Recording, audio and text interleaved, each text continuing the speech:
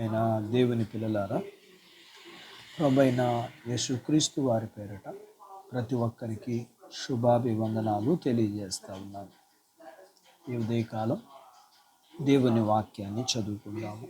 పరిశుద్ధ గ్రంథం నుండి కీర్తన గ్రంథము 19వ కీర్తన 11వ వచనాన్ని నేను చదువుతున్నాను. వాటి వలన నీ సేవకుడు హెచ్చరిక నొందును, వాటిని గైకొనుట వలన గొప్ప లాభము కలుగును. దేవుడు తన మాటలు మనందరి కొరకు దీవించును గాక. ఆమేన్. మనం చదువుకున్న లేఖన భాగములు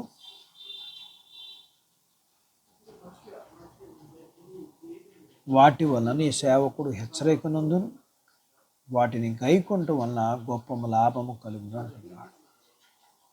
ప్రియమైన దేవుని పిల్లలారా, మనుషులకు లాభం అంటే ఇష్టం. అందుకని మనుషులు లాభం కోసం మంచి చెడులను గురించి ఆలోచించక ముందడుగు వేస్తూ ఉంటారు. అయితే దేవుని లేఖనములో ఇప్పుడు చెప్పబడుచున్న ఈ గొప్ప లాభము దేవుడే.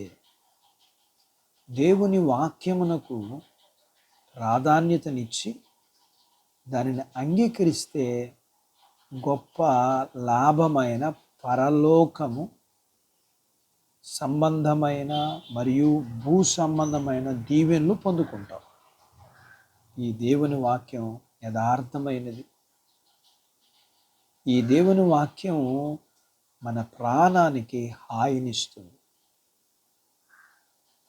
వాక్యం నమ్మదగినది. దేవుని వాక్యం మనకి జ్ఞానాన్ని ఇస్తుంది. దేవుని వాక్యం నిర్దోషమైనది. దేవుని వాక్యం జీవితానికి సంతోషాన్ని ఇచ్చేది. దేవుని మానవుల జీవితానికి, వారి మార్గాలకు వెలుగు. ఇన్ని గొప్ప లాభాలనిచ్చే దేవుని యందు భయము కలిగి ఉంటే ఈ లాభాన్ని మనం పొందుకోగలుగుతాం. దేవుని వాక్యం సత్యమైనది, న్యాయమైనది. దేవుని వాక్యం బంగారం కంటే శ్రేష్టమైనది. దేవుని వాక్యం మేలిమి బంగారము కంటే కోరదగినది. తేనె కంటే మధురమైనది దేవుని వాక్యం. ఈ పవిత్రమైన భయం దేవుని ఎడల, దేవుని వాక్యం ఎడల పవిత్రమైన భయం మనకి నిత్యత్వాన్ని ఇస్తుంది. ఈ వాక్యం చెప్తుంది, నన్ను తీసుకో, గొప్ప లాభాన్ని పొందుకో. నన్ను కోరుకో, దేవుడిచ్చే గొప్ప లాభాన్ని పొందుకో అని చెప్తుంది. నీవు ఇష్టపడితే దేవుని యొక్క గొప్ప లాభము, పరలోకము, భూ సంబంధమైన దీవెనలు. కాబట్టి వాక్యం వింటున్న నీవు,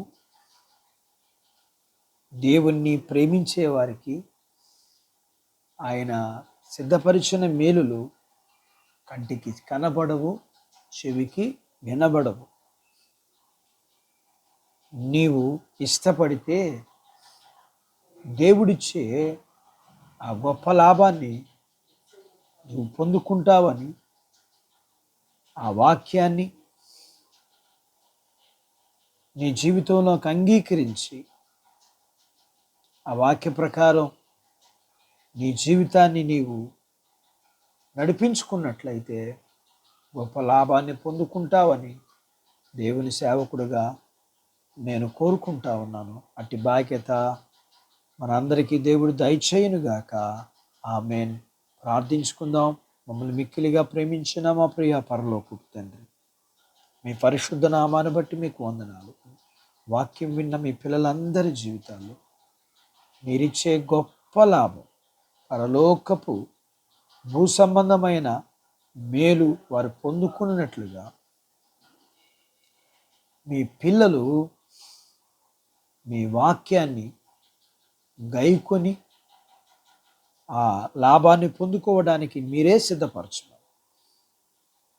వాక్యం వింటున్న మీ పిల్లలని, వారి కుటుంబంలోని చిన్న బిడ్డలను, యవనస్తులను, వృద్ధులను, స్త్రీ పురుషులను జ్ఞాపకం చేసుకుని వారి చదువులు, ఉద్యోగాలు, వ్యాపారాలు, పొలాలు, పశువులు, ఆరోగ్యాలు, ఉన్న రుణాలు, బలహీనతలు, సమస్యలన్నిటి నుంచి విడిపించి మేలు పొంది మీకు మహిమకరంగా, అనేకులకు దీవెనకరంగా చేయమని యేసు ప్రభువారి నామములో ఈ ప్రార్థన మీకు చేస్తున్నాను తండ్రి. ఆమేన్. దేవుడు మిమ్మల్ని దీవించునుగాక. ఆమేన్.